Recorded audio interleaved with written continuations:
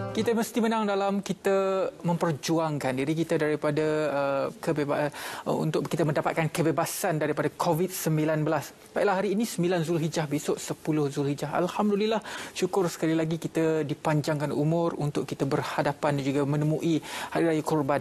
Jadi salah satu ibadat yang sangat dituntut adalah ibadat korban. Jadi untuk bercakap mengenai perkara ini, Ustaz Muhammad Amirul Kamaruddin bersama dengan saya melalui panggilan Skype untuk kita bercakap mengenai korbanku untukmu di bawah izi korban. Assalamualaikum Ustaz. Waalaikumsalam warahmatullahi wabarakatuh. Khabar Ridwan? Alhamdulillah, saya sihat. Besok hari raya, walaupun kena beraya di Kuala Lumpur, tak boleh balik kampung selama 2 tahun. Tidak mengapa, ini perjuangan kita Ustaz. Jadi kalau kita bercakap pasal korban, Ustaz, apakah yang dikatakan sebagai korban terbaik besok hari raya korban? Baik, terima kasih Ridwan. Assalamualaikum warahmatullahi wabarakatuh. Sabda Rasulullah SAW dalam sebuah hadis, ma'amila adamiyun min amalin yawma nahrin ahabba ilallah min ihraqud dam. Tidak ada amal anak Adam yang lebih disukai atau lebih dicintai oleh Allah Subhanahu Wa Taala yang dilakukan pada pagi nahar ataupun pada pagi hari raya Aidil Adha, melainkan dengan menumpahkan darah, yakni sembelih haiwan kurban. Jadi jelas dalam hadis ini Nabi SAW sebut benda yang Allah minta kepada kita, benda yang Allah paling suka untuk kita lakukan pada hari nahar itu, melainkan tak lain tak bukan melainkan dengan melaksanakan ibadah kurban. Jadi sekarang ini, hari ini 9 Zulhijjah, ramai kita tahu dah hari ini hari Arafah, hari 9 Zulhijjah, esok nak raya, semua orang tahu esok nak raya. Jadi bagaimanakah persiapan kita? Apakah persiapan kita untuk nak menyambut ke hari raya esoknya? Tak lain tak bukan, yang pertama kita mesti melaksanakan ibadah kurban. Kalau kata nak pergi haji sekarang memang tak sempat dah, sebab ibadah haji pun dah bermula. Jemaah-jemaah haji sekarang pun telah pun berwukuf sedang berwukuf di Arafah. Dan bagi kita yang tidak melaksanakan ibadah haji, apa yang ada pada kita ialah melaksanakan ibadah kurban. Boleh ataupun tidak, sempat ataupun tidak, ya, masih lagi sempat. Dengan izin kurban, insya-Allah kita akan permudahkan pendaftaran ataupun penyertaan kurban anda. Insya-Allah kita akan tutup penyertaan kurban pada hari raya kedua. Tapi jangan tunggu sampai hari raya kedua pun nak daftar. Hari ini cepat-cepat kena daftar sebab kita dah hujung-hujung dah ni. Memang dah hujung-hujung, dah sangat-sangat genting dah ni untuk kita buat persiapan untuk melaksanakan ibadah kurban.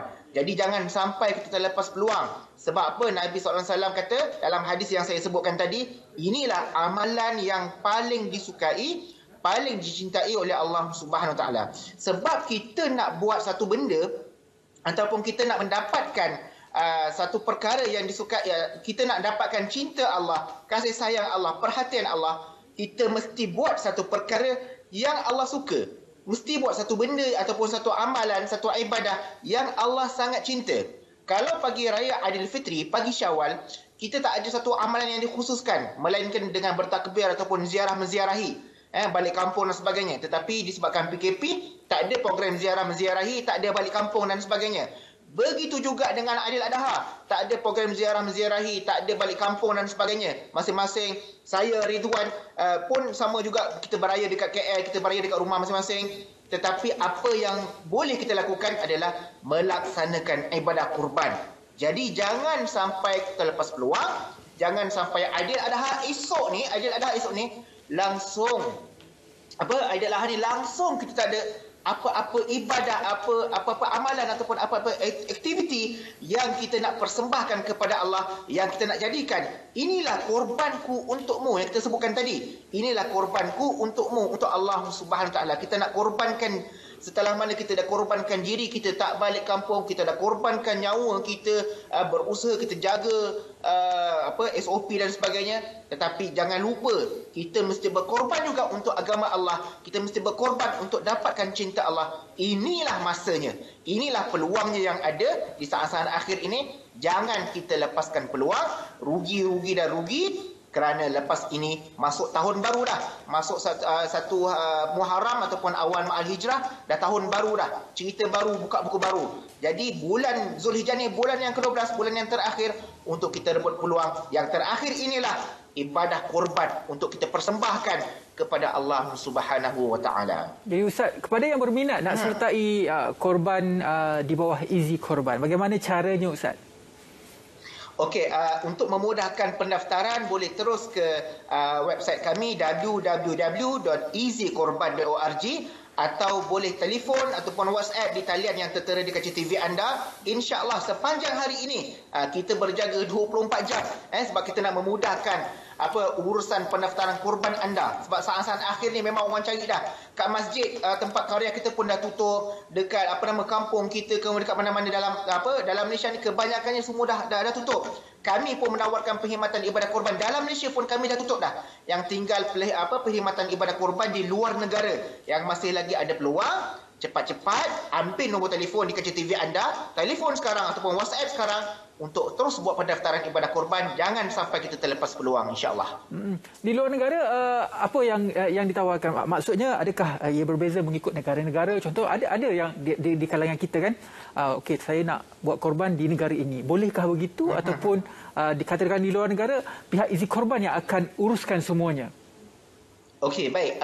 Sebelum ini memang kita buka 3 pakej ibadah korban. Satu ibadah korban dalam Malaysia, korban lokal.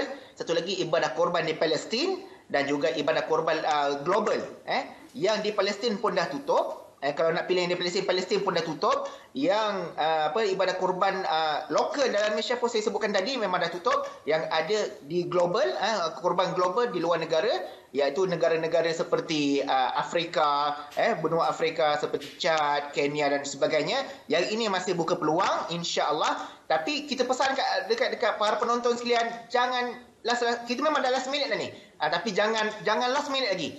Kalau tak hari ini boleh, esok boleh daftar, tapi cepat-cepat daftar, takut anda terlepas peluang. Takut anda terlepas peluang. Ini saat akhir. Inilah peluang akhir, saat-saat akhir. Peluang yang Allah nak berikan kepada kita untuk kita nak melaksanakan ibadah korban. Jangan dibiarkan berlalu begitu saja. Jangan disisihkan rugi kita untuk kita nak mendapat pahala ganjaran besar di sisi Allah bagi orang yang melaksanakan ibadah korban. Mungkin juga ada yang bertanya-tanya lah Ustaz, yang sedang menonton kita mungkin yang baru saja baru melihat rancangan ini, boleh ke macam kalau kita tidak berada di tempat ibadah korban tersebut sedangkan kita yang berkorban, bagaimana pula dengan dari segi niat dan sebagainya? Baik, memang sunnahnya ataupun afdalnya bila mana kita melaksanakan ibadah kurban, kita mesti ataupun sunat kita berada di tempat sembelihan. Sama ada kita sembelih sendiri ataupun kita menyaksikan acara sembelihan tersebut. Bahkan ini juga merupakan saran Nabi SAW. Tetapi kalau kata sekarang ini kita faham kita sekarang berada dalam pandemik, bukan semua tempat dibenarkan ataupun diberi kelulusan untuk melaksanakan ibadah kurban di masjid-masjid.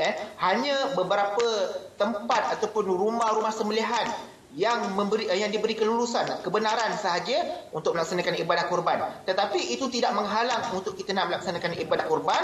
Sama juga kalau kita buat ibadah kurban di luar negara. Confirm lah kalau di luar negara tu memang kita tak pergi dan tak boleh nak melihat.